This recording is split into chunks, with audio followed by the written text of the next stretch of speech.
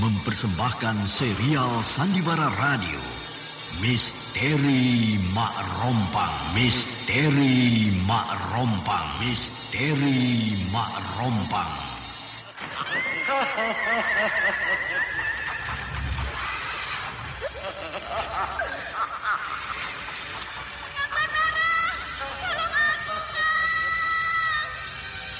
Cepat kemari, Wulan.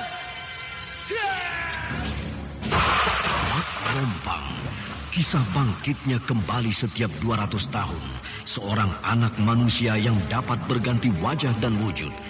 Terkadang menjadi seorang gadis cantik teramat cantik. Terkadang menjadi seorang nenek tua renta buruk rupa yang selalu menimbulkan prahara dan malapetaka mengerikan bagi umat manusia.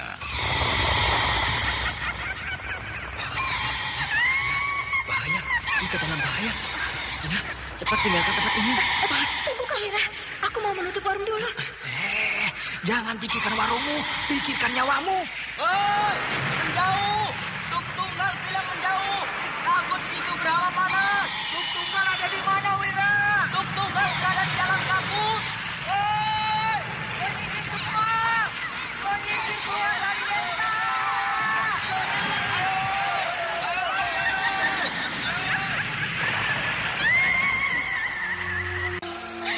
Kang Batara bicara sungguh-sungguh. Iya, karena saya mencintaimu, Wulandari.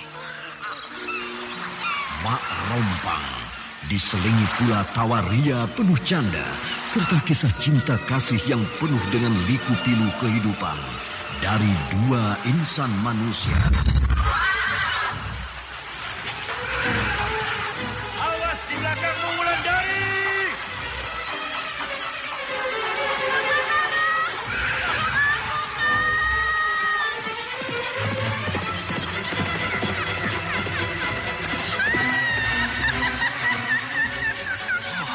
Celaka, Wulandari dibawa lari Mak Rompang. Dia.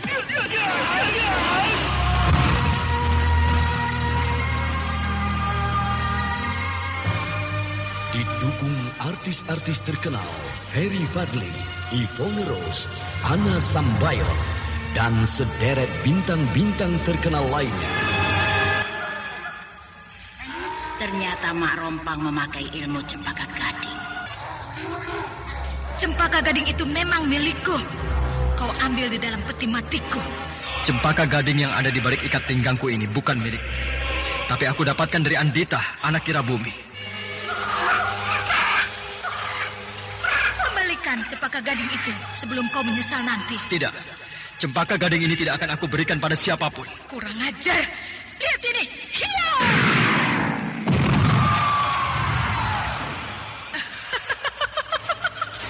Ternyata kau tidak bisa apa-apa. Persis seperti babi hutan yang masuk ke dalam perangkap. Aku juga bisa menyerangnya.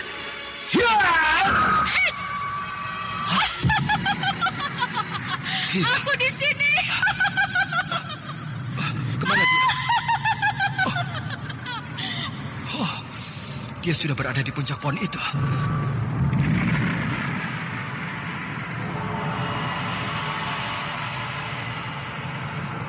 Ikutilah episode ke-9. Anda sekarang masih mendengarkan Sandiwara Radio di channel Memori 80. Naskah karya Asmadi Syafar. Di seri yang ke-13 ini didukung oleh Bambang Jeger sebagai Raden Wangsadirja, Naryo sebagai Kisabrang, Francisca sebagai Aning, dan pembawa cerita Neni Sumardi. Teknik dan montase Indra Mahendra dengan sutradara Denny Denhas. Pada kisah yang lalu diceritakan, Raden Wangsadirja datang ke desa Mentilin di tengah malam. Dia datang di tengah malam untuk menghindari orang-orang Singasari yang sudah banyak di sekitar desa itu. Kedatangan Raden Wangsadirja disambut hangat oleh Kisabrang, sehingga Raden Wangsadirja merasa senang. Sementara Wulandari dan Nisepi masih berada di bekas desa Sendang Karang untuk mencari sirip hitam. Namun keduanya terjebak di sana, sedangkan hari sudah berganti malam, dan keduanya tidak tahu kalau Batara sedang menyusul mereka ke bekas desa Sendang Karang.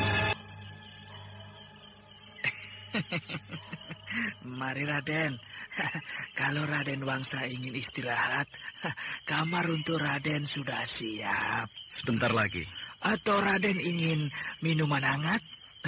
Silakan. Raden tinggal pilih mau minum apa. Semuanya hangat. Baik untuk kesegaran tubuh habis berjalan-jalan. Ya, nanti aku ambil. Mau apa Raden Kunyuk ini datang kemari? Jangan-jangan dia mau minta uang lagi padaku. Tapi kalau dia mau uang, maka aku akan minta berita tentang keadaan pasukan di kota raja.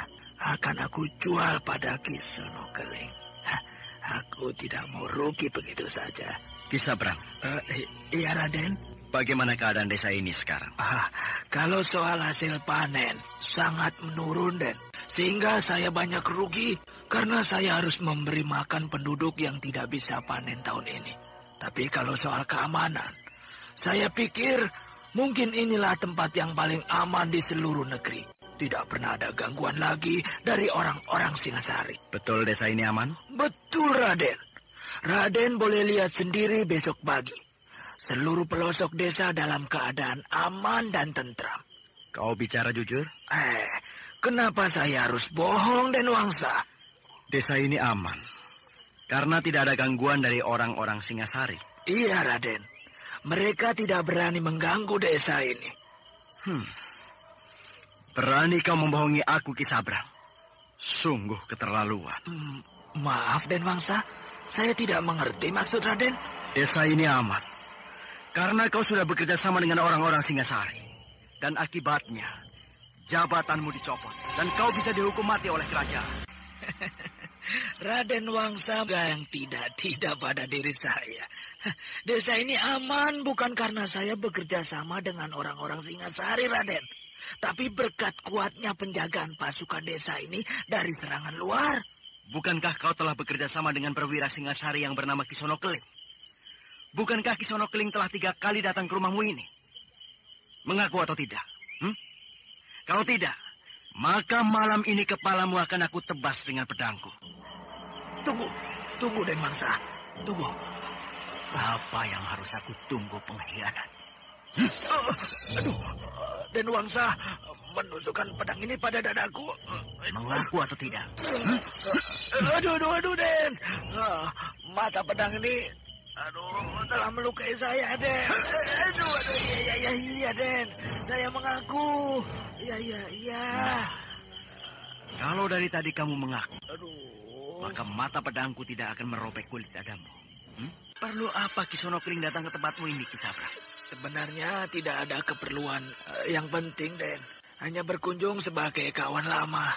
Ya, karena dulu sebelum terjadi perang, saya sering berhubungan dagang dengan Ki Sono Keling. Aku tidak percaya. Pasti sudah terjadi sesuatu perjanjian antara kau dan perwira Singasari itu. Kalau perjanjian dagang, ya memang ada, Raden. Karena sekarang semua pelabuhan dagang sudah dikuasai oleh orang-orang Singasari. Ya, tentu saya harus menjual hasil panen pada mereka. Dan uang hasil penjualan panen itu untuk apa olehmu, Ki Sabrang? Tentu untuk kepentingan desa dan kepentingan kerajaan, Den Wangsa. Berapa banyak yang akan kau berikan pada kerajaan? Ya, tentu sebanyak upeti yang sudah Den Wangsa. Kau harus memberi lebih pada kerajaan. Karena kau sudah diangkat jadi lurah di sini. Wah, tidak bisa, Den. Kan saya sudah bilang bahwa hasil panen tahun ini sangat menurun, sehingga susah untuk melebihinya. Baik, kalau kau tidak mau, besok pagi aku akan kembali ke kota raja. Aku akan laporkan pada kerajaan bahwa kau sudah menjalin kerjasama dengan musuh kerajaan. Maka kau tentu tahu akibatnya, Ki Sabrang. Kau akan dihukum mati. Tapi saya akan hanya menjalin hubungan dagang, Den. Kerajaan tidak akan percaya begitu saja dengan alasanmu itu. Kerajaan paling membenci orang-orang yang berhubungan dengan musuh kerajaan. Hubungan itu dalam bentuk apapun. Dan kerajaan sudah menetapkan hukuman mati untuk orang yang melanggarnya. Raden Wangsa, jangan Raden melaporkan pada kerajaan. Waduh, saya bisa mati, Den. Iya, itu tergantung padamu. Kalau kau tidak mau melebihi upeti pada kerajaan, maka aku akan laporkan kejadian ini. Tapi kalau kau mau melebihkannya, maka aku akan tutup mulut. Ya, baiklah. Akan saya lebihkan, Den. Dan ingat, lebihnya itu tidak usah kau berikan pada kerajaan. Cukup kau berikan padaku saja. Sebagai imbalan padaku. Karena aku tidak membuka mulut atas rahasiamu pada kerajaan. Baik, Den. Besok pagi akan saya berikan pada Raden. Aku mau sekarang juga. Loh, kenapa harus tergesa-gesa, Raden Wangsa? Karena aku akan meneruskan perjalananku pada malam ini juga. Jadi, Raden tidak bermalam di sini? Lain kali saja. Baik, Den. Akan saya bayar sekarang. Ini, Den. Rupanya kemana-mana kau selalu membawa uang. Sampai-sampai di dalam rumahmu pun kau membawa uang di dalam pundi-pundimu. Berarti kau sudah kelebihan uang, Kisabra. Tidak, Den. Hanya kebetulan saja pundi-pundi uang ini ada di dekat saya. 1, 2, 3, 4, 5. Hei, jumlah ini sedikit sekali bila dibandingkan dengan keuntunganmu, Kisabra. Itu sudah seluruh keuntungan saya yang saya berikan pada Raden. Percayalah, Den, saya tidak bohong. Kau benar-benar licik, Kisabra. Aku tidak percaya kalau seluruh keuntunganmu hanya segini. Den Wangsa, saya bicara sejujurnya. Kalau Raden tidak percaya, silakan Raden periksa seluruh rumah saya ini. Buat apa uang sebegini untukku? Tidak ada artinya. Raden, kalau Raden mau uang yang lebih banyak, bagaimana kalau Raden berikan rencana-rencana pertahanan kerajaan Dharmasraya pada saya? Nah, nanti akan saya jual pada Kisonokling. Tidak ada lagi rencana kerajaan yang aku ketahui. Ya, kalau begitu Raden tidak akan dapat tambahan uang. Aku tidak mau lagi menjual berita-berita kerajaan. Seperti yang sudah aku katakan padamu. Nah, sekarang silahkan kau ambil lagi uangmu ini. Aku tidak perlu uang kalau banyaknya hanya sebegini. Tapi kau jangan terkejut. Kalau besok atau lusa, kau akan ditangkap oleh petugas kerajaan karena kau telah mengadakan kerjasama dengan orang-orang Singasari untuk menghancurkan kerajaan Dharmasraya. Jangan, Den. Jangan. Ambil kembali uang ini. Saya akan tambah lagi. Berapa banyak akan kau tambah? Ya, 1/4 dari jumlah uang ini, Den. Tidak. Aku mau 5 kali lipat dari jumlah ini. Aduh, Raden. Mana saya punya uang sebanyak itu? Terserah kau. Kau tinggal pilih. Memberiku 5 kali lipat lagi, atau kau berdiri di bawah tiang gantungan. Ya. Baik, Den. Akan saya tambah 5 kali lipat lagi. Tapi saya tidak bisa memberikannya sekarang, Den. Uang itu akan saya berikan besok pagi. Kurang ajar. Kau mempermainkan aku. Aku kan sudah bilang bahwa aku akan berangkat malam ini. Tapi kau akan membayarnya pada besok pagi hari. Berarti kau menyuruh aku tidur di rumahmu ini. Bukan begitu, Den. Maksud saya... Kau ambil kembali uangmu ini. Nih. Den Wangsa, tunggu, Den. Maafkan saya, Den.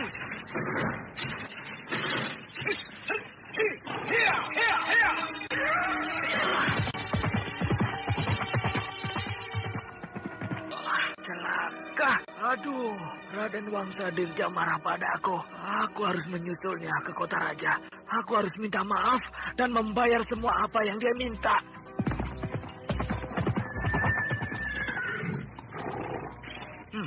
Desa apa ini? Hei, Kisanak. Apa nama desa ini? Kurang ajar orang itu. Dia tidak menjawab pertanyaanku, tapi malah memandangku dengan sinis. Tapi bagus. Berarti penyamaranku betul-betul sempurna. Sehingga orang tadi tidak mengetahui bahwa aku adalah seorang anak bangsawan dari kota raja. Nah, itu. Ada seorang petani sedang berjalan di pematang sawah. Baiknya aku akan turun dari kuda, baru bertanya pada dia. Supaya tampaknya lebih sopan.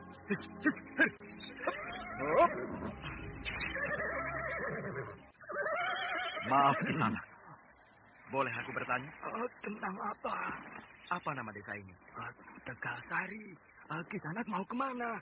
Mau ke Dusun Tanah Retak. Oh, Dusun Tanah Retak. Kisanak terus saja menempuh jalan ini.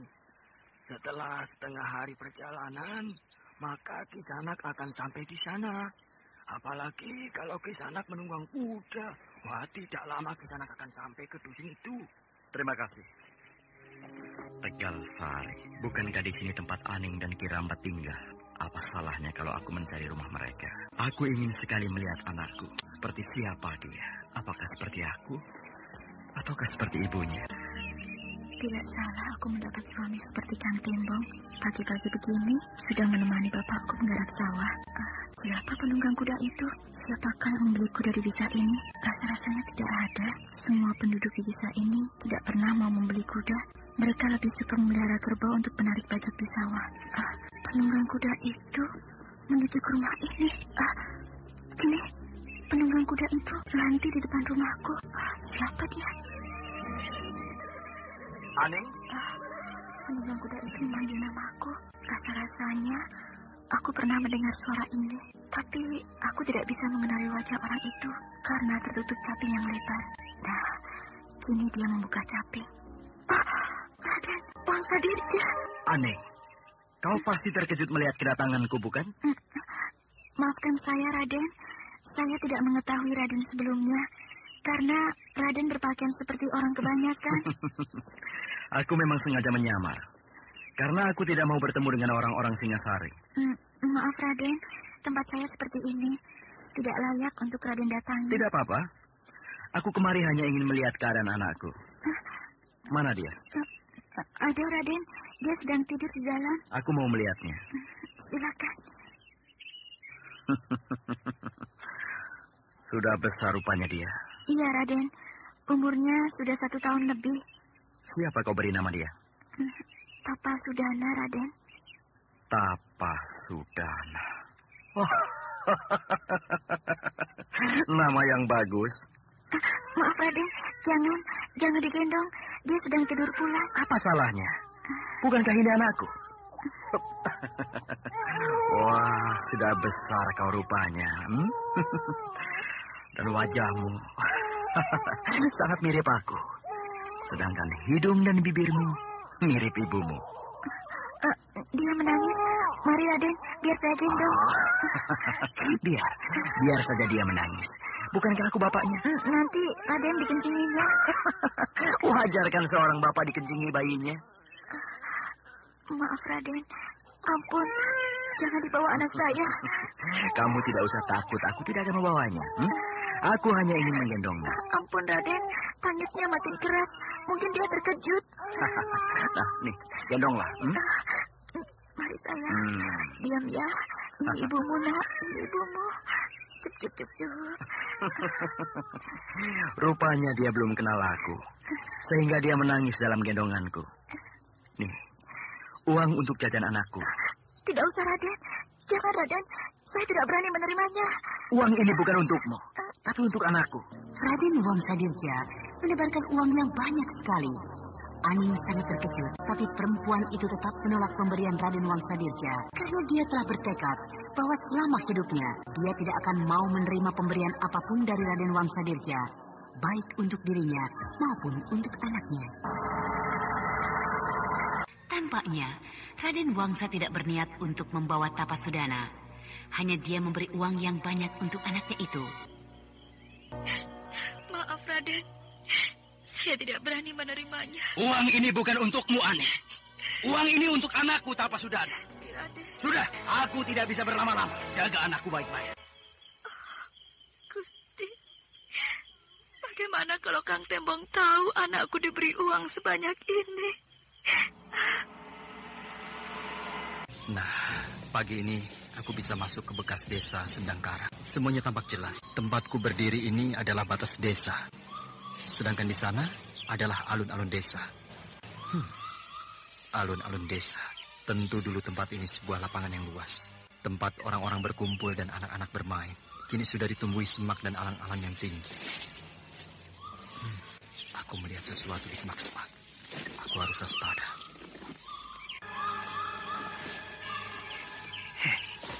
Ada gerak seperti 2 orang yang mau berpapasan. Yang satu sedang menyongsong yang lain. Aneh. Aku melihat gerakan semak-semak yang rubuh kian kemari. Seperti ada 2 orang yang berkelahi. Tapi aku tidak melihat 1 orang pun. Aku yakin pasti ada 2 makhluk halus penghuni hutan Sendangkaran ini yang sedang berkelahi. Nah, semak-semak di sebelah kiriku rubuh. Mungkin yang berdiri di sebelah sini terjatuh diserang lawannya. Nah, rubuh lagi dan rubuh lagi. Pasti lawannya menyerang dengan serangan beruntun. Kini perkelahian semakin seru.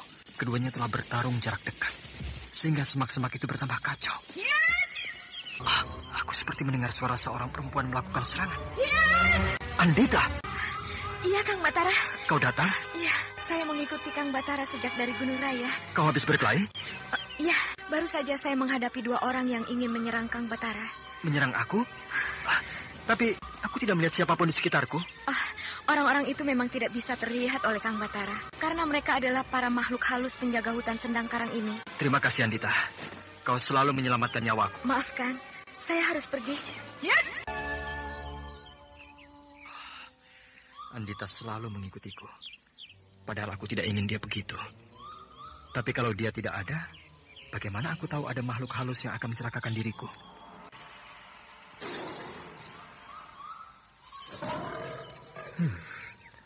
Aki Patok hanya bisa mengaung dari jauh. Tampaknya Aki Patok suka sekali kalau Andita berada di dekatku. Apa ini? Robekan kain. Ini pasti Anda robekan kain yang dipakai Wulandari. Pasti Wulandari dan Nyesepi dalam bahaya. 80. Aku harus cari mereka. Makin melangkah aku ke dalam bekas desa ini, semakin lebat hutannya.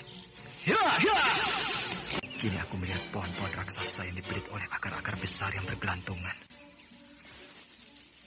Aku melihat bekas-bekas tiang rumah yang sudah lapuk yang dibelit oleh akar-akar itu. Rumah siapa dahulu tempat ini? Tidak perlu aku selidiki. Tidak ada gunanya. Nyi Guru, awas! Wulandari. Itu suara Wulandari. Wulan! Wulan! Kang Batara! Kau di mana, Wulan? Di sini, Kang! Wulan ada di dalam akar-akar pohon itu. Tunggu, Wulan! Aku datang! Susah betul menembus akar-akar pohon raksasa ini. Aku tidak bisa menembus masuk ke dalam bekas rumah yang dibelit oleh akar-akar pohon raksasa ini. Aki Patok mengaum terus. Apakah dia sedang memberikan suatu pertanda padaku? Sebaiknya aku bersemedi dan bicara dalam semediku dengan Aki Patok.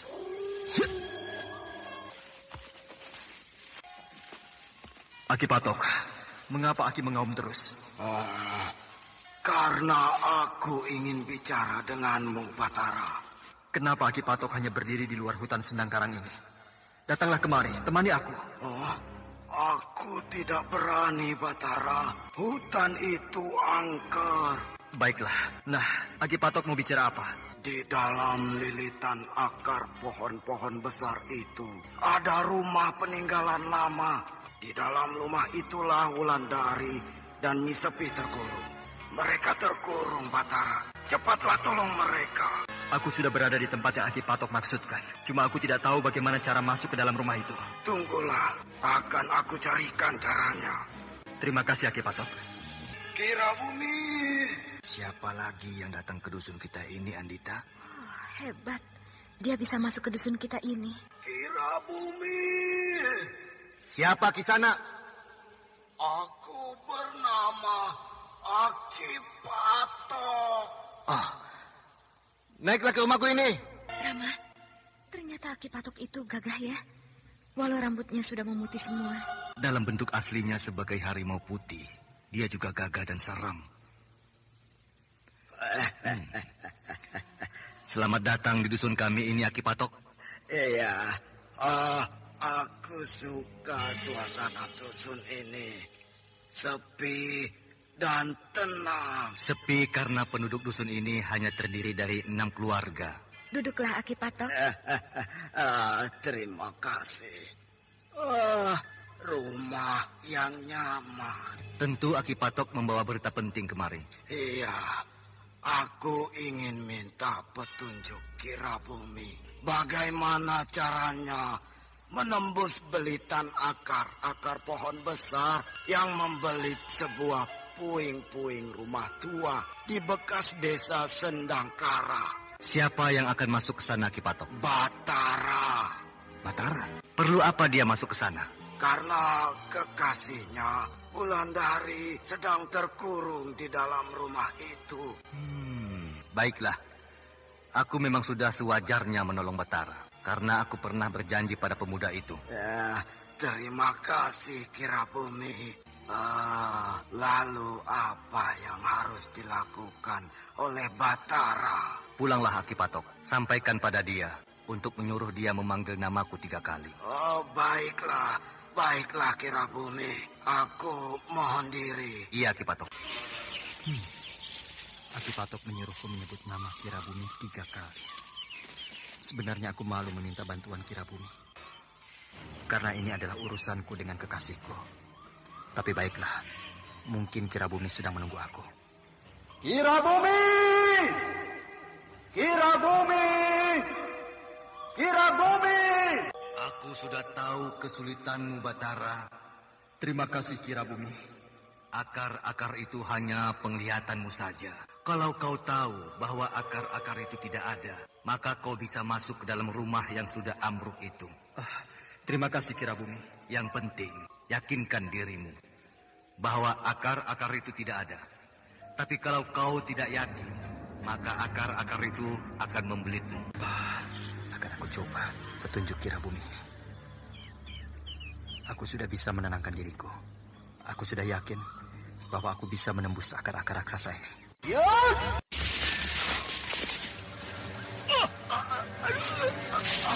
Akar-akar ini membelitku. Tenangkan dirimu, Batara. Kau belum yakin? Tenangkan dirimu. Sebenarnya akar-akar itu tidak ada. Itu hanya perasaanmu saja. Akar-akar ini mencekikku. Tenang. Tenangkan dirimu. Kalau tidak, kau akan mati terbelit akar-akar itu. Gusti. Aku sulit bernapas. Lihat, Andita. Kau telah mencelakakan Batara sehingga dia terjebak dalam perbuatan yang kau lakukan. Iya, Rama. Saya salah. Saya menciptakan akar-akar itu hanya untuk menjebak Wulandari dan gurunya. Tapi saya tidak mengira bahwa akar-akar itu akan membelit Kang Batara juga. Kini Batara sudah tidak bergerak lagi. Mungkin lehernya tercekik akar-akar itu. Apakah Kang Batara tewas, Rama? Entahlah. Tapi dia sudah tidak bergerak lagi. Saya akan ke sana, Rama. Sudah, tidak ada gunanya. Saya telah membunuh Kang Batara. Batara masih terdiam di antara belitan akar-akar raksasa itu. Tubuhnya tergantung tinggi. Belitan yang tampaknya bisa membawa maut pemuda kekasih Wulandari ini. Namun muka pemuda itu belum membiru sebagaimana lazimnya orang yang mati tercekik. Mukanya masih cerah seperti semula. Dan kalau diperhatikan dengan seksama, Batara memang sudah tidak bernafas. Hanya di dalam sanubarinya yang paling dalam, denyut nadinya masih bergerak. Karena Batara sedang semedi. Semedi yang dilakukan oleh orang-orang yang berilmu tingkat tinggi. Tidak lama di antaranya, akar-akar yang membelit Batara mulai hilang satu persatu terkena kekuatan semedi Batara. Sementara Batara masih melakukan semedinya. Bahkan kini perlahan-lahan, akar-akar itu hilang sama sekali. Batara masih semedi. Dia tampak bagai tergantung di awang-awang karena tidak ada lagi akar-akar raksasa yang menopang tubuhnya. Lalu dengan secara menakjubkan, tubuh Batara yang dalam keadaan bersila itu turun perlahan ke atas bumi. Lolos aku dari bahaya maut. Di sekelilingku tidak ada lagi akar-akar raksasa tadi. Yang ada hanya rongsokan rumah tua ini. Kini aku bisa masuk ke dalam rongsokan rumah ini. Aku harus bisa menemukan Nyi Guru dan Wulandari. Nyi Guru.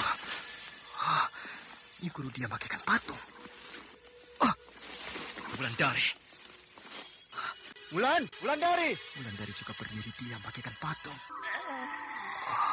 Rupanya Nyi Guru dan Wulandari sedang melakukan semedi. Tapi aneh, mereka bersemedi dalam keadaan berdiri. Kaukah itu Batara? Iya, Nyi Guru. Syukurlah. Hentikanlah semedimu, Wulan. Semuanya sudah berakhir. Nyi Guru? Iya, aku di sini. Wulandari? Kang Batara. Kang Batara menyusul kami? Iya, Wulan. Pasti kau dari Tegal Sari. Iya, aku bertanya pada Ki Pelung. Kita telah terjebak pada petunjuk Ki Pelung. Mari, kita tinggalkan tempat ini. Iya. Lihat, sirih hitam tumbuh di halaman rumah ini. Itu rupanya pohon sirih berdaun hitam. Mari kita ambil untuk kita tanam di Telaga Sore. Kalau begitu, Ki Pelung benar. Hah? Siapa yang berdiri di dekat tiang rumah itu? Nyi Sepi dan Wulandari mencabut beberapa pohon sirih hitam. Lalu mereka bungkus dengan daun jati yang berjatuhan di tanah. Sementara Batara sedang memperhatikan gerak-gerik sesosok bayangan yang tampak berdiri di dekat tiang rumah yang sudah hancur itu.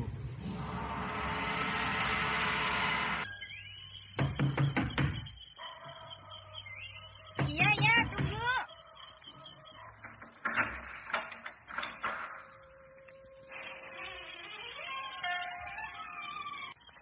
Siapa Kisanak? Kau tidak mengenali aku? Kang Wangsa. Kau tidak mengenali aku rupanya. Karena Kang Wangsa menyamar seperti ini. Supaya tidak dikenal orang sepanjang jalan. Boleh aku masuk? Boleh, kenapa tidak? Kau masih kesal rupanya padaku, Gandini. Tidak, buat apa kesal? Caramu menjawab pertanyaanku sudah terlihat bahwa kau masih kesal padaku. Untuk apa Kang Wangsa datang malam-malam begini? Ya, untuk menemuimu. Mana kakek dan nenekmu? Sudah tidur. Ibumu? Juga. Anakmu? Apa masih perlu Kang Wangsa menanyakannya? Tentu. Karena dia adalah anakku. Rajapati sudah tidur. Aku mau melihatnya. Boleh. Asal Kang Wangsa ceritakan pada saya. Apa tindakan kerajaan terhadap Ki Sabrang? Nanti akan aku ceritakan. Kenapa tidak sekarang? Gandini, apa kamu tidak memberikan istirahat padaku? Setelah aku menempuh perjalanan yang panjang. Apa begini caramu menyambut kedatanganku? Saya pun disambut lebih ketus oleh Kang Wangsa daripada ini. Ketika saya datang ke kota raja menghadap Kang Wangsa. Padahal saya membawa berita penting untuk keselamatan negara ini. Kamu harus tahu kesibukanku di kota raja. Sehingga aku menyambut kedatanganmu hanya seadanya saja. Karena aku letih bekerja seharian. Sedangkan kau tidak bekerja apa-apa di sini. Tidak sewajarnya kau ketus terhadapku, Gandini. Baiklah.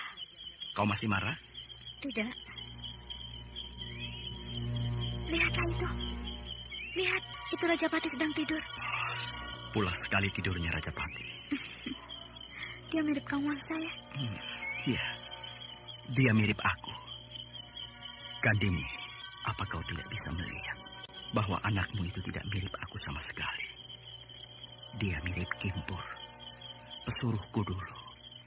Karena memang bibit Kimpur yang telah tertanam dalam rahimmu. Hidungnya mirip Kang Wangsa. Matanya mirip Kang Wangsa. Bibirnya mirip Kang Wangsa.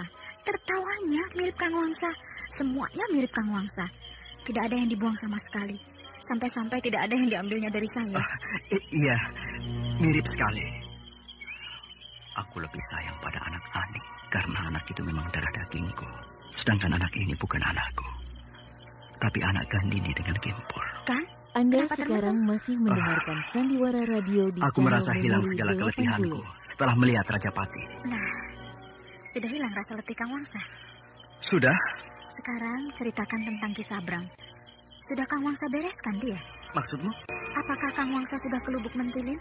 Aku memang dari Lubuk Mentilin. Lalu, apa tindakan Kang Wangsa terhadap Ki Sabrang? Aku sudah menemuinya. Lalu? Aku belum bisa memutuskan apakah Ki Sabrang itu bersalah atau tidak. Hah? Aku perlu penyelidikan lebih lanjut. Jadi, 3 kali perwira Singasari itu datang ke sana. Apakah itu bukan suatu kesalahan? Aku tidak bisa mengambil keputusan tergesa-gesa, Gandini. Sehingga aku perlu melaporkan hal ini kepada kerajaan. Bagus kalau begitu. Saya berharap supaya kerajaan menghukum mati terhadap laki-laki tua penjual negara itu. Aku juga berharap begitu. Apakah kau masih punya persediaan uang untuk keperluan Rajapati? Saya tidak pernah kehabisan uang, Kang Wangsa. Kang Wangsa mau kemana? Mau kembali ke kota raja. Malam-malam begini? Ya, supaya tidak bertemu dengan pasukan Singasari. Orang-orang Singasari memang sudah menguasai hampir seluruh wilayah kerajaan Darmasraya ini. Aku berangkat, Gandini. Hati-hati di jalan, Kang Wangsa. Raden datang lagi pagi-pagi begini.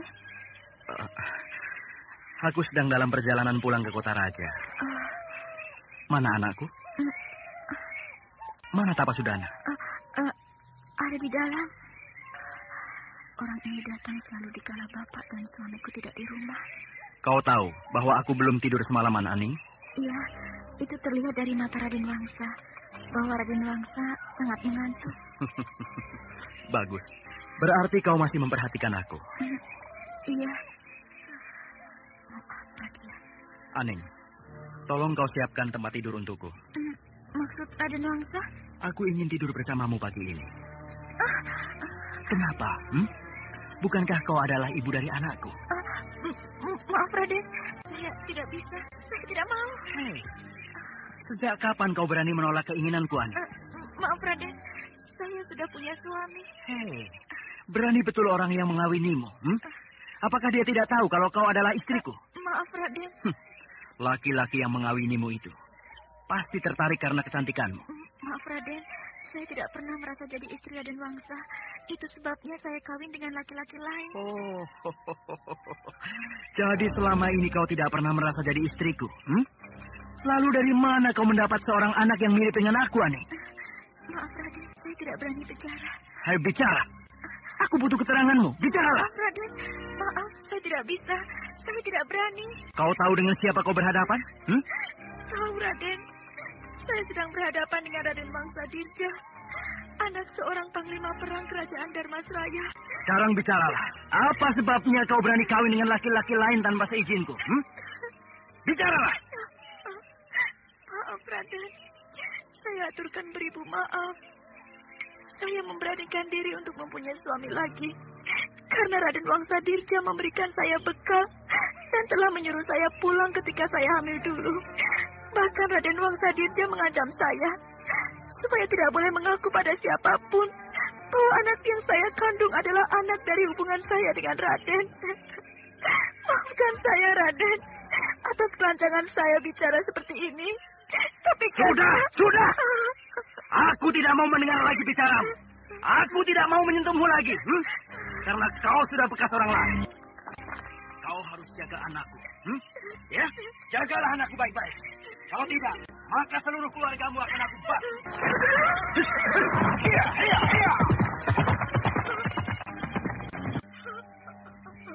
Gusti, kau selamatkan kehormatanku dari penghinaan anak seorang bangsawan.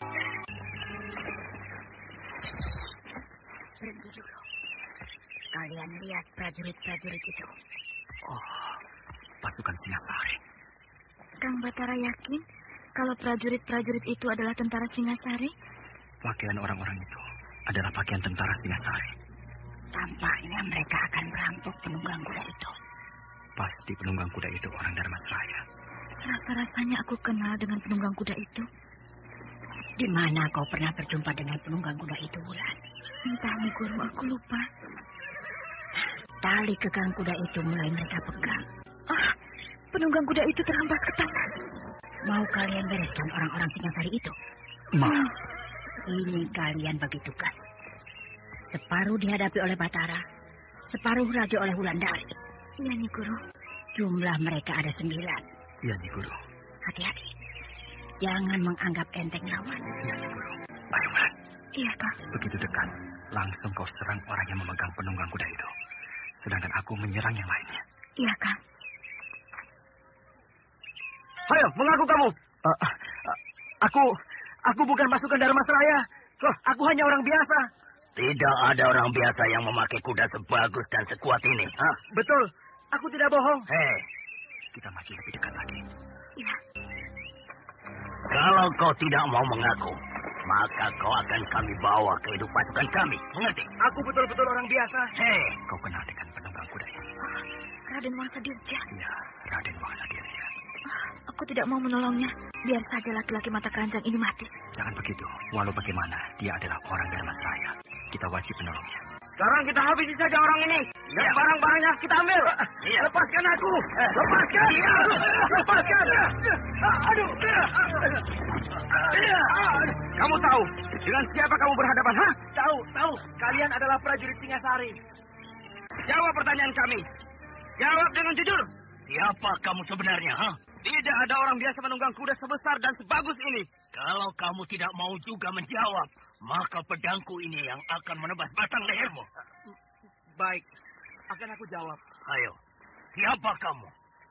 Kalau kamu bicara, maka kamu akan kami lepaskan. Tapi aku jangan dibunuh. Aku masih ingin hidup. Siapa kamu, bangsat?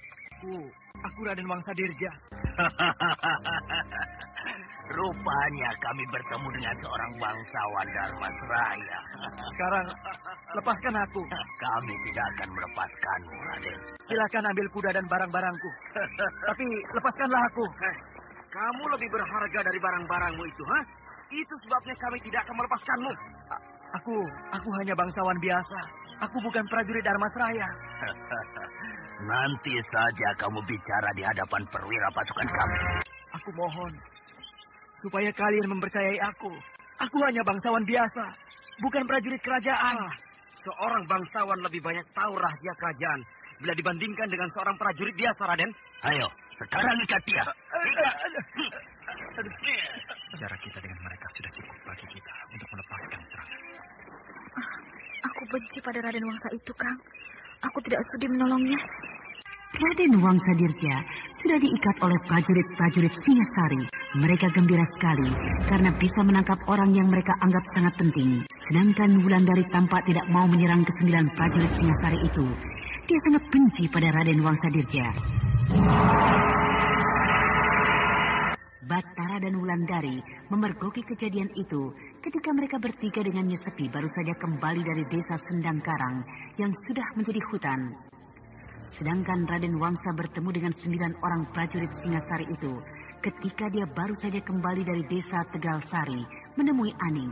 Bahkan di desa Tegalsari, Raden Wangsa mengalami kekecewaan karena dia baru tahu Aning sudah mempunyai suami. Padahal menurut Raden Wangsa, Aning masih dalam kekuasaannya, walau perempuan itu dulu pernah menjadi istri gelapnya. Wulan, ayo kita serang. Tidak, Kang. Aku tidak mau menolong Raden Wangsa Dirja itu. Celaka. Kalau aku yang menyerang sendiri pasukan Singasari itu, pasti Nyi Guru marah padaku. Karena aku tidak mengikutkan Wulandari. Padahal Wulandari sendiri yang tidak mau.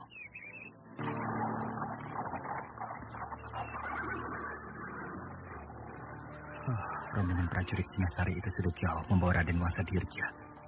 Sebaiknya aku susul saja Wulandari. Aku ingin tahu apa pendapat Nyi Guru terhadap sikap Wulandari. Kenapa tidak jadi kalian serang mereka?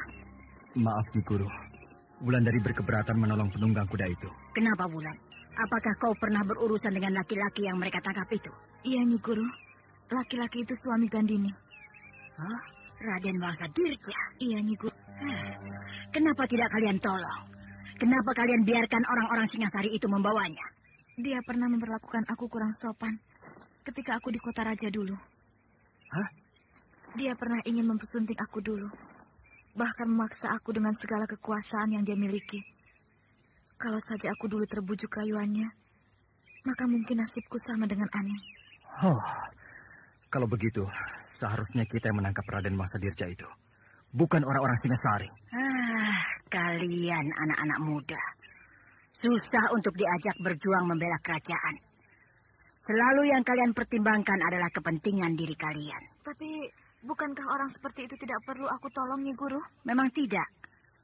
Yang akan kita bela sekarang bukan dirinya, tetapi negara Dharmasraya ini. Sedangkan kalian tentu tahu bahwa Raden Wangsa Dirja adalah orang Dharmasraya.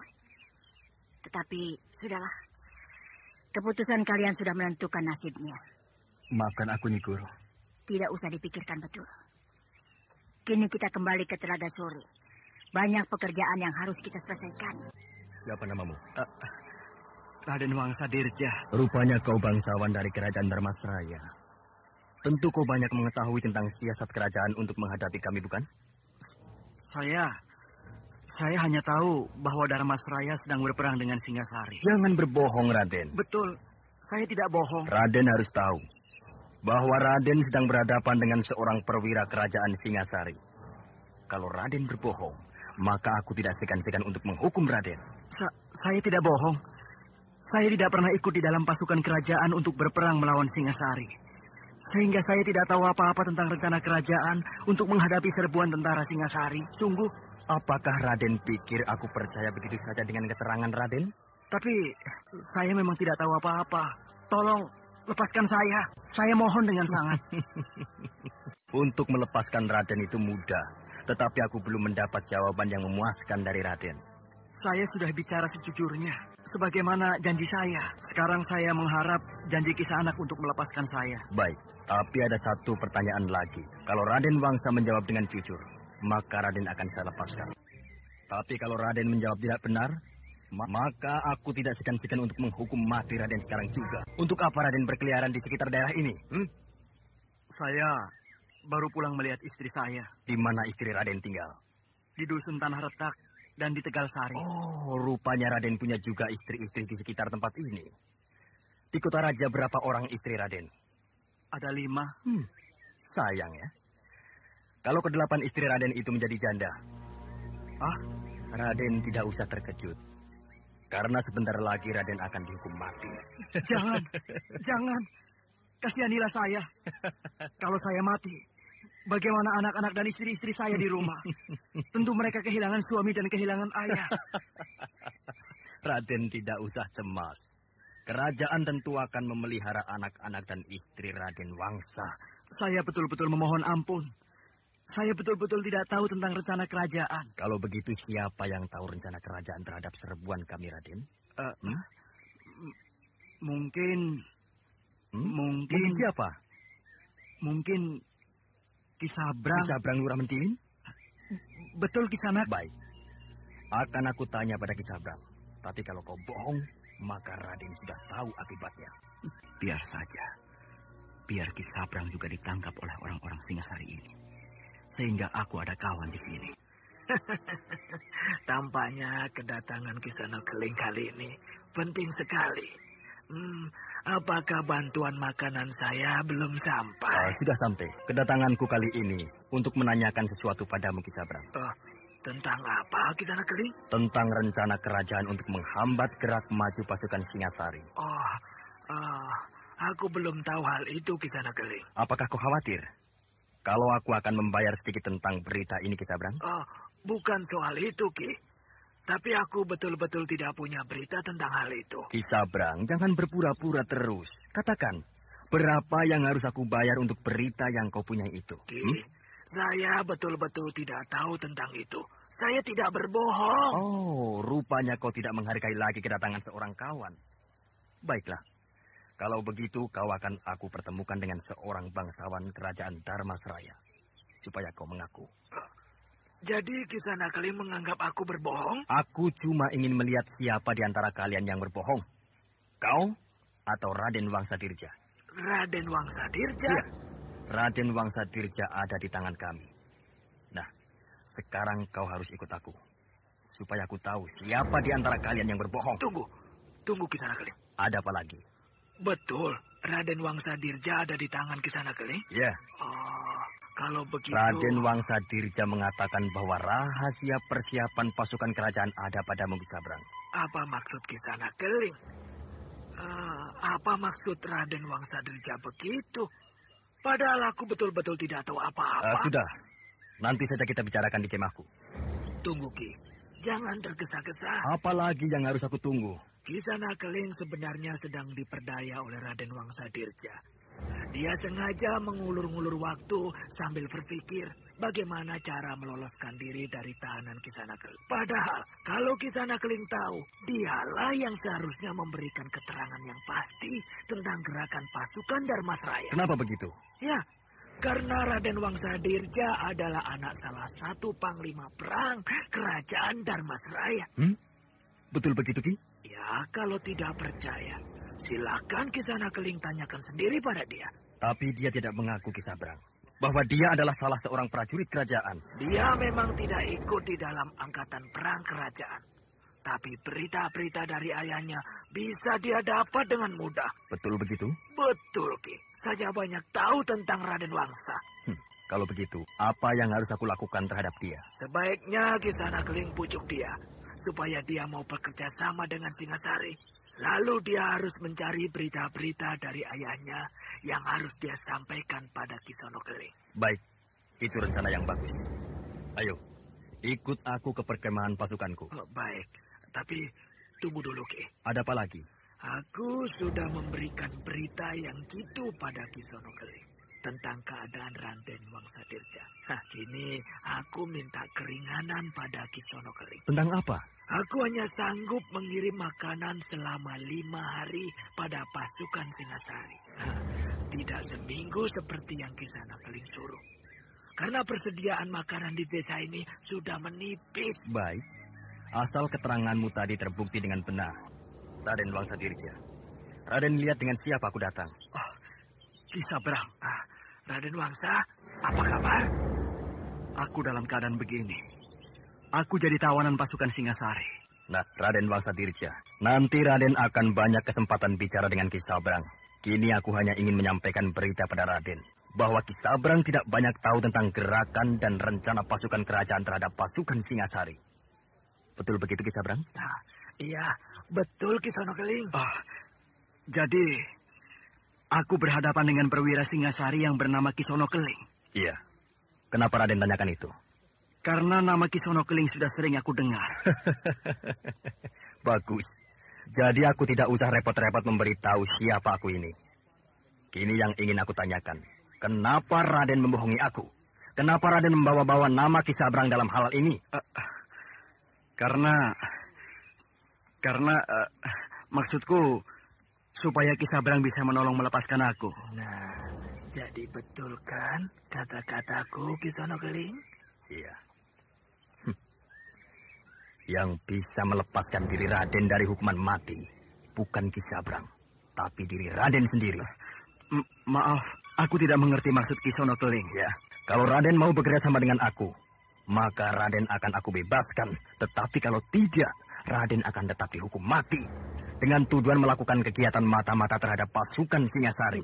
Jadi, apa yang harus aku lakukan? Bukankah Raden adalah anak dari seorang panglima perang kerajaan Dharmasraya?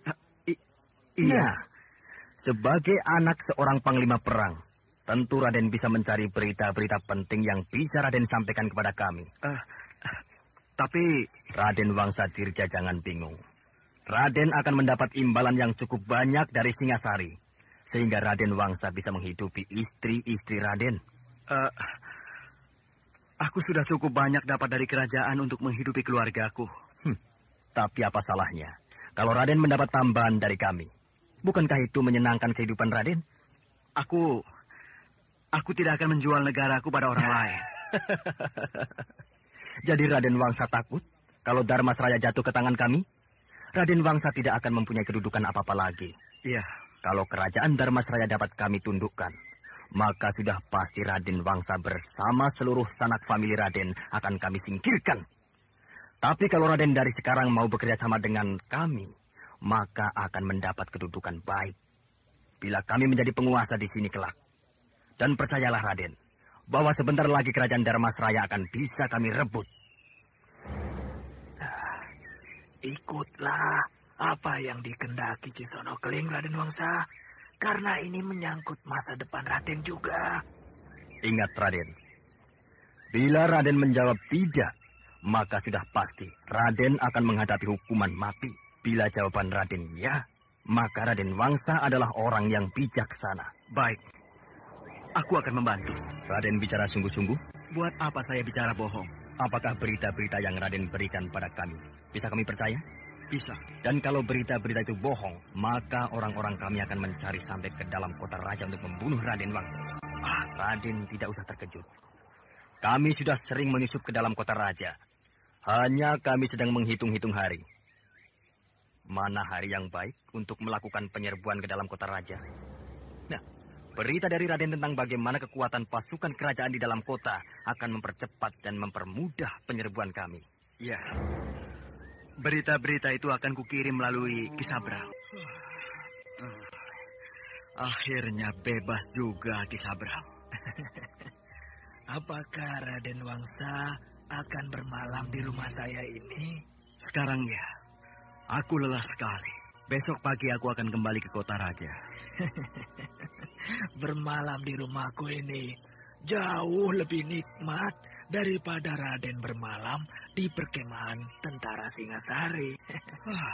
Aku benar-benar sial, Ki Sabrang. Wah, kalau saya bilang itu bukan sial, Raden, tapi suatu anugerah.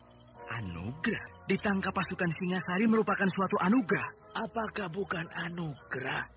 Dengan tertangkapnya Raden oleh mereka, Raden bisa berkenalan langsung dengan Ki Sonokeling. Bahkan kalau berita-berita itu cepat Raden sampaikan kepada saya, maka Raden Wangsa sudah bisa menerima imbalannya. Ya, tapi aku akan kehilangan negaraku, Ki Sabrang. Bila Singasari dapat menghancurkan Dharmasraya. Sama saja Raden Wangsa. Bila Singasari menang, maka Raden Wangsadirja tetap akan mendapat kedudukan sesuai dengan derajat Raden. Hanya bedanya, kini Raden mempunyai negara yang bernama Singasari. Kini tanpa punya pilihan lain, Raden Wangsadirja menerima tawaran kerjasama dengan tentara Singasari.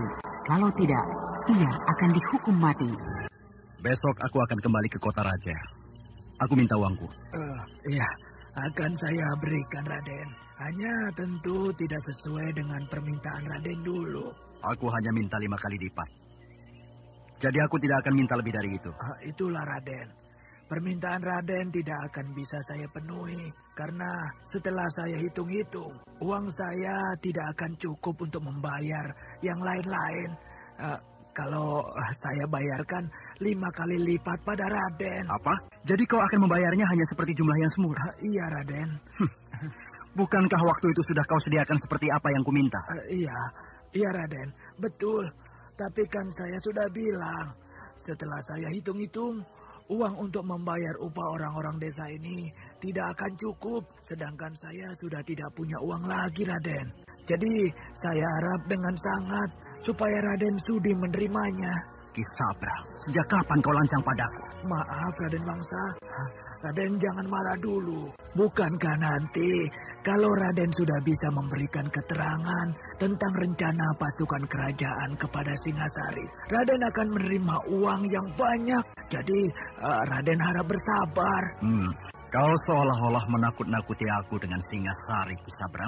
Saya tidak bermaksud begitu, Den. Saya hanya mengingatkan bahwa sebentar lagi Raden akan bertambah kaya bila Raden rajin memberikan berita pada Singasari.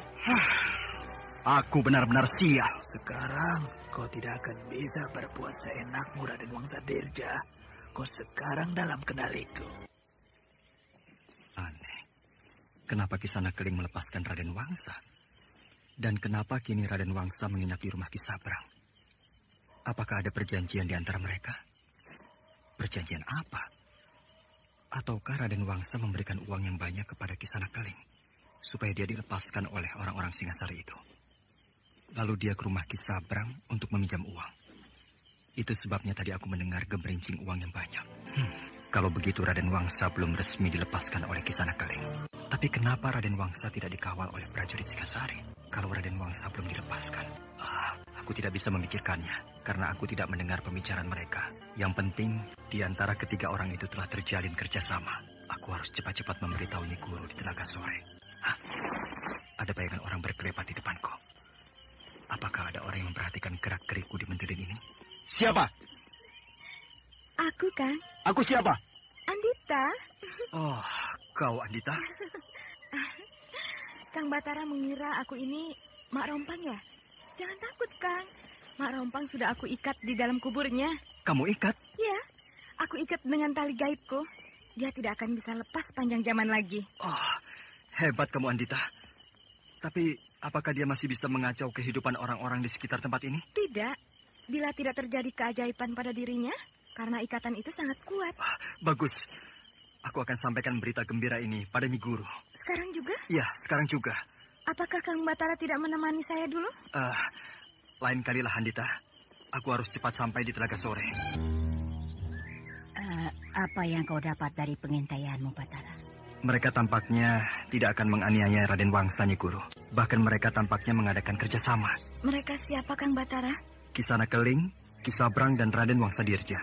Raden itu memang mata duitan. Pasti dia diberi uang yang banyak oleh orang Singasari. Tambah sulit bagi kita untuk menghadapi orang-orang Singasari. Sudahlah, kini yang harus kita pikirkan bagaimana menghancurkan Mak Rompang sehingga sepanjang zaman dia tidak akan bangkit lagi. Terlampau banyak musuh yang harus dihadapi. Sedangkan kekuatan kita cuma bertiga. Sampai di mana kau baca tentang Mak Rompang tadi, Wulan? Pada halaman terakhir ini dikatakan bahwa Mak Rompang bisa dilumpuhkan bila dia telah diikat dengan kekuatan gaib di dalam kuburnya. Dan mayatnya itu harus dihantam dengan kampak perunggu. Hah? Diikat dengan tali gaib? Iya, Kang. Sedangkan kita tidak tahu bagaimana cara mengikatnya. Jangankan mengikatnya, menangkap Mak Rompang saja sangat sulit.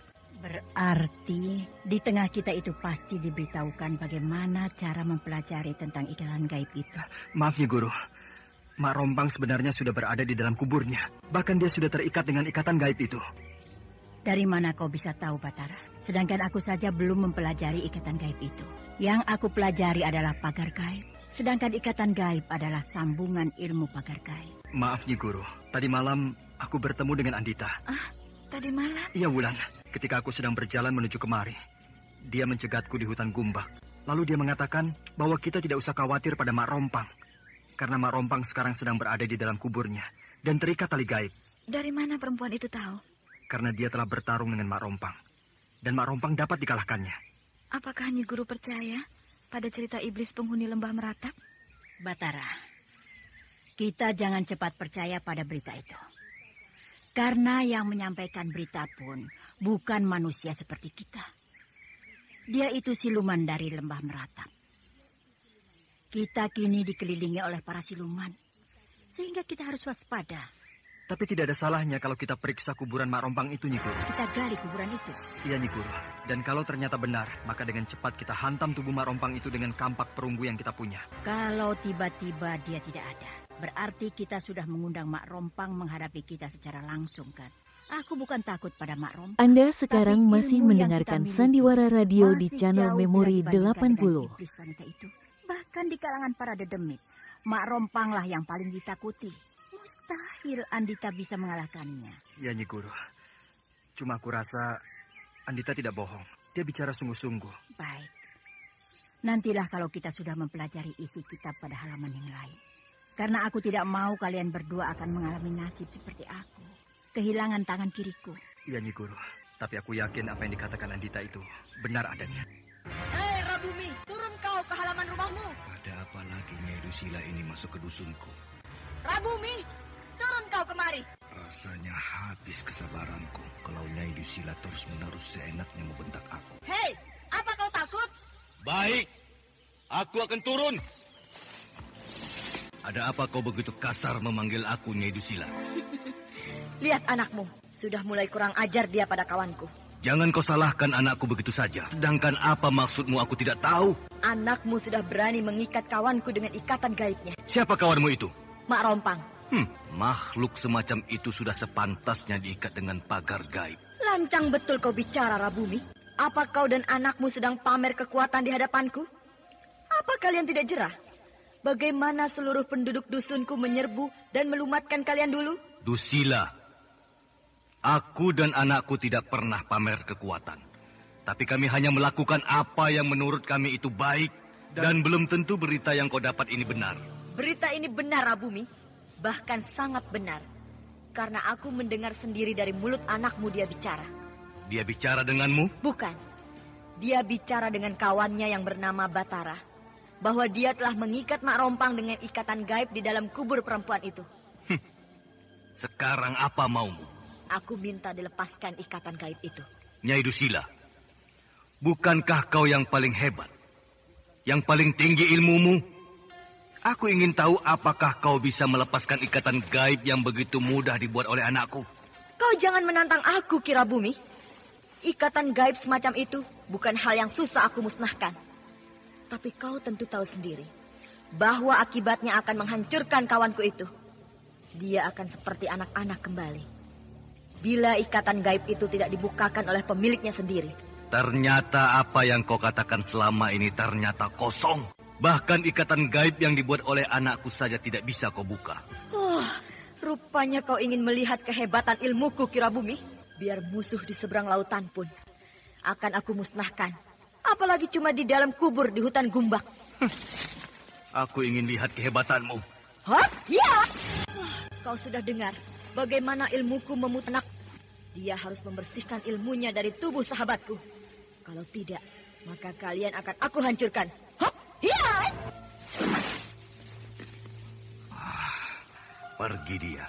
Aku melihat bayangan berkelebat di hadapanku. Siapa? Saya Rama. Tampakkan dirimu. Saya Rama. Dari mana kau, Andita? Dari mengikuti perjalanan Kang Batara. Untuk apa kau ikuti? Karena Kang Batara dalam bahaya. Kau bicara dengan Batara, Andita? Bicara? Nyai Dusila datang kemari. Menyuruhmu membersihkan ikatan gaib yang ada pada tubuh Mak Rompang. Rupanya dia mendengar apa yang saya bilang pada Kang Batara. Sekarang bersihkanlah ikatan gaibmu. Jangan cari musuh. Saya tidak mencari musuh, Rama. Hanya tiba-tiba Mak Rompang menyerang saya. Sehingga terjadilah perkelahian itu. Untung kau bisa menang menghadapi keganasan Mak Rompang. Kalau tidak, kau akan cacat seumur hidup. Ya, kalau Rama menyuruh bebaskan, maka saya akan membebaskannya. Bebaskanlah. Tidak ada gunanya. Baik.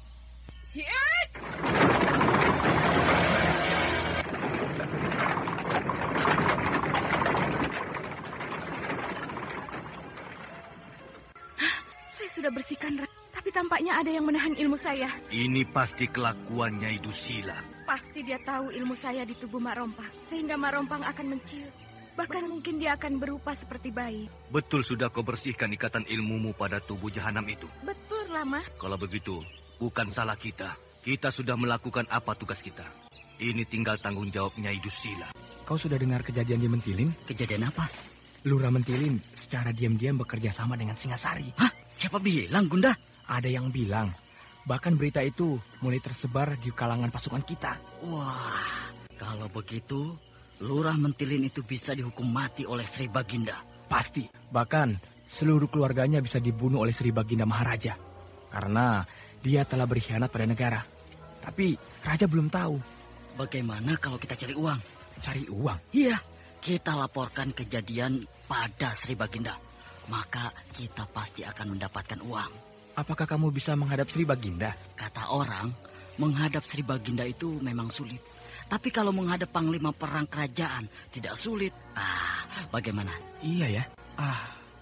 Apalagi kita kan sebagai prajurit kerajaan Damasraya pasti diterima oleh panglima perang kerajaan. Walau kita bukan berada di kota raja. Lalu kapan kita menghadap ke kota raja? Tapi apakah panglima perang kerajaan mau mengakui kita sebagai prajurit kerajaan? Sedangkan kita hanya tergabung pada pasukan dusun Tegal Sari. Kata Kang Tembong ya. Kita tetap pasukan kerajaan Darmasraya. Apakah Kang Tembong bisa kita percaya? Kita harus percaya pada Kang Tembong. Karena dia pernah menjadi perwira pasukan di desa Mentilin. Ya, tentu dia pernah bertemu dengan panglima perang kerajaan. Atau apa tidak sebaiknya kita laporkan saja berita ini kepada Kang Tembong?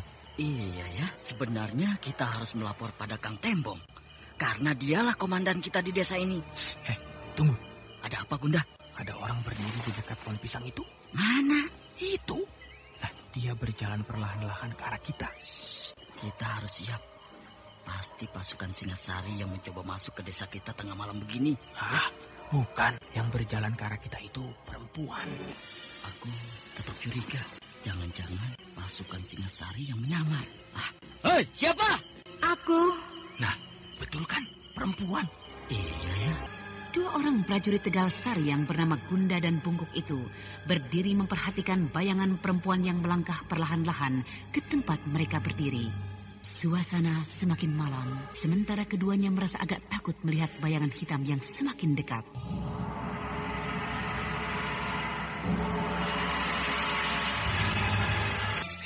Kau jangan mendesak aku terus, Bungkuk. Bayangan perempuan itu agak menyeramkan, Gunda. Tunjukkan pada dirimu bahwa kamu adalah seorang prajurit kerajaan Damasraya yang gagah berani. Bukankah begitu kata Kang Tembong pada kita? Aku sudah berusaha, Bunda. Tapi ya tidak bisa juga. Karena mungkin kita belum pernah ikut berperang ya. Lihat Bungkuk. Kini perempuan itu berdiri tidak jauh dari hadapan kita. Iya, aku tahu. Maukah kalian menolongku? Nah, Bungkuk. Dia bicara baik-baik pada kita, Bungkuk. Iya, tahu. Kenapa aku jadi penakut begini? Bungkuk, lihat. Dia sudah berdiri di hadapan kita. Maukah kalian menolong aku? Siapa kau dan kenapa, Nyai? Aku seorang ibu muda. Anakku kini dalam keadaan sengsara. Anakmu? Kenapa anakmu, Nyai? Anakku diculik orang. Kini dibawa lari ke hutan Gumbak. Oh, kasihan. Umur berapa anakmu itu?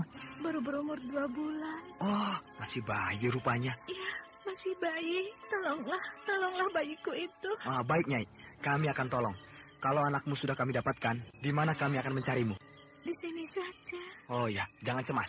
Kami akan menolongmu. Kami adalah prajurit Damasraya yang selalu melindungi penduduk dari bahaya. Terima kasih. Ayo Bungkuk, kita cari bayinya ke hutan Gumbak. Bunda, aku ngeri ngelihat wajah perempuan itu. Wajahnya seram sekali. Wajah perempuan itu cantik sekali. Kau bilang seram lagi. Kemana matamu? Dasar bungkuk. Melihat orang cuma kakinya saja. Nah. Itu. Perempuan itu hilang tiba-tiba.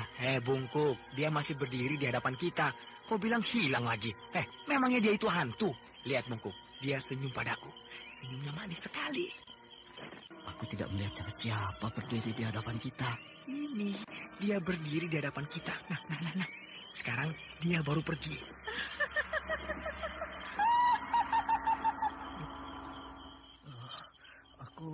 Aku mendengar tertawa perempuan yang mengerikan. Sudahlah. Pikiranmu macam-macam. Perempuan itu berwajah seram. Tertawanya lah yang mengerikan. Betul-betul. Aku mendengar dia tertawa panjang sekali. Seperti tertawa kun. Kau memang penakut. Jadi prajurit itu tidak boleh takut, walau dengan apapun. Ayo, kemana? Ke hutan Gumbak mencari bayi perempuan itu. Hutan Gumbak itu kan jauh, Gunda. Sedangkan hari masih malam. Kalau tidak sekarang, maka kita tidak akan bisa menemukan bayinya. Kenapa begitu? Karena bayi itu pasti sudah jauh dibawa lari oleh orang yang menculiknya. Hutan Gumbak itu kan luas, Gunda. Masa kita harus mencari ke seluruh pelosok hutan itu malam-malam begini?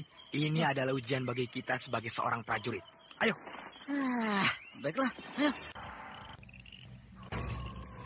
Nah, Bungkuk, kita sudah sampai di hutan Gumbak. Kini kita harus jelajahi hutan ini supaya bisa menemukan penculik bayi itu. Bunda, kau lihat kan, hutan ini sangat luas. Kita tidak tahu di mana penculik itu bersembunyi. Kita mulai dari sini saja. Kau pernah datang ke hutan ini? Sering. Hati-hati, Gunda. Hutan ini angker. Jangan khawatir. Aku sudah berkenalan dengan segala macam siluman hutan ini. Gunda, kau dengar anjing hutan itu melolong? Anda sekarang masih mendengarkan Sandiwara Radio di channel Memori 80. Ayo.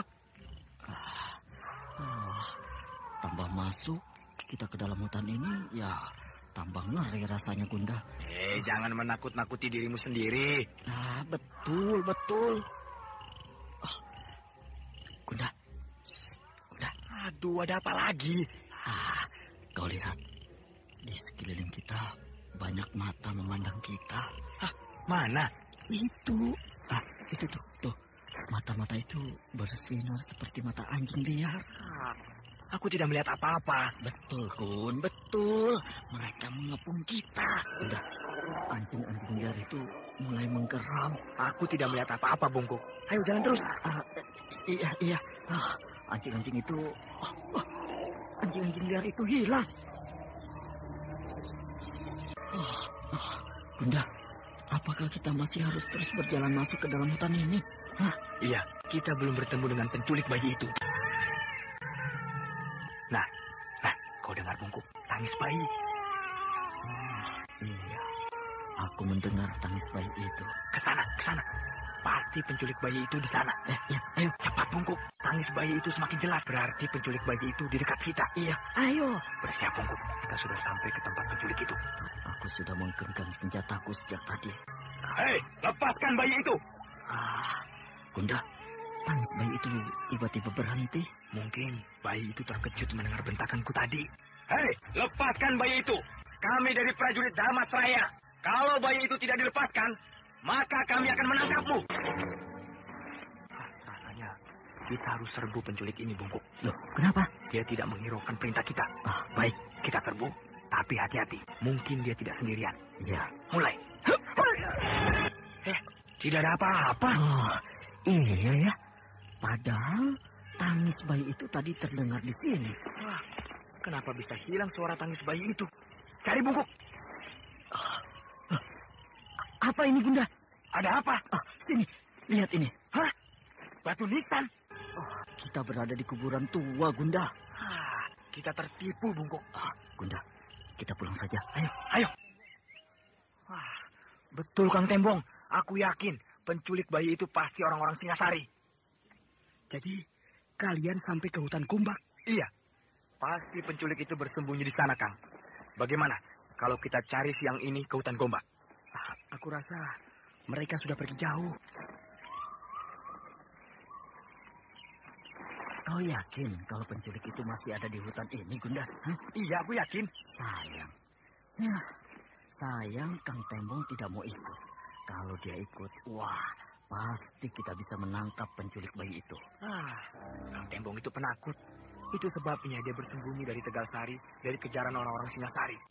Ayo terus. Bunda, kita sudah sampai. Iya, sudah sampai. Ya, kita sudah sampai. Bongkar, pasti ini persembunyian penculik itu. Batu nisan. Masih kuburan yang tadi malam kita temukan. Aneh. Apa kita salah tempat, Bungkuk? Tidak salah, tidak. Ini jejak kaki kita tadi malam. Apakah suara tangis bayi itu tadi malam berasal dari kuburan ini? Ya, mungkin. Jadi, kalian tidak menemukan apa-apa di hutan kubak itu? Tidak, Kang. Hanya sebuah kuburan tua. Betul kan kataku? Hutan itu angker. Akhir-akhir ini jarang orang yang berani masuk ke dalam hutan itu. Cepat, semangat. Mungkin penunggang kuda itu prajurit Singasari. Iya, Kang. Cuma satu orang. Kalau melihat pakaian penunggang kuda itu, dia itu bukan orang Singasari, Kang. Pakaian penunggang kuda itu seperti bangsawan kerajaan Darmasraya. Itu Raden Wangsadirja dari kota Raja. Orang itu yang datang ke rumah Kang Tembong beberapa hari yang lalu, Kang. Betul, Gunda. Betul, Kang. Dia yang membuat istri Kang Tembong menangis dan ketakutan. Celaka. Dia mulai mendekati istriku. Jadi Kang Tembong kenal dengan bangsawan itu ya? Iya. Dulu pernah berkenalan dengan dia di kota Raja. Mari kita kembali. Kemana, Kang? Ke Tegal Sari. Kang Tembong baru pulang? Berkeliling ke desa, bahkan jauh keluar batas desa. Untuk apa, Kang? Lebih baik Kang Tembong mengurusi sawah kita, Kang. Negeri ini sedang dalam bahaya, Aning. Kita perlu membelanya. Kang Tembong sudah puas membela negeri ini ketika dimentilin dulu. Membela negeri ini bukan dimentilin saja, Aning. Dimanapun kita berada, kita bisa membela negeri ini dari bahaya. Itu kata Kang Batara waktu dulu. Sehingga sampai sekarang masih aku pegang ucapan itu baik-baik. Lalu, apa oleh-oleh Kang Tembong berkeliling seharian di desa ini? Banyak. Bahkan aku tadi melihat Raden Wangsa berkuda melewati desa ini. Kenapa kau terkejut, Aning? Ingat cerita lama? Cerita yang menyakitkan. Aning berdiam diri, sementara Tembong memandang istrinya penuh selidik. Rasa cemburu mulai berkobar di dadanya, sementara Aning cepat-cepat masuk ke dalam rumah untuk menghindari pandangan mata Tembong yang kian menusuk perasaannya.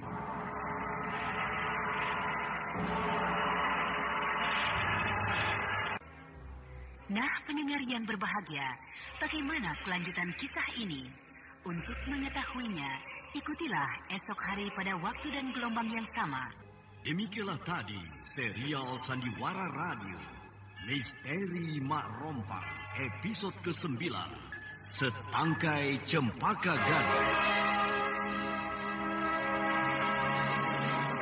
Dipersembahkan oleh Denhas Adya Suara, bekerja sama dengan PT Sinar Effendi Murni, produsen tablet obat kuat Aladina, obat terlambat bulan Menpas Kapsul, tablet obat kuat dan pegal linu Duta Rema, dan jamu godok Cap Gorilla. Terima kasih atas perhatian Anda. Sampai jumpa.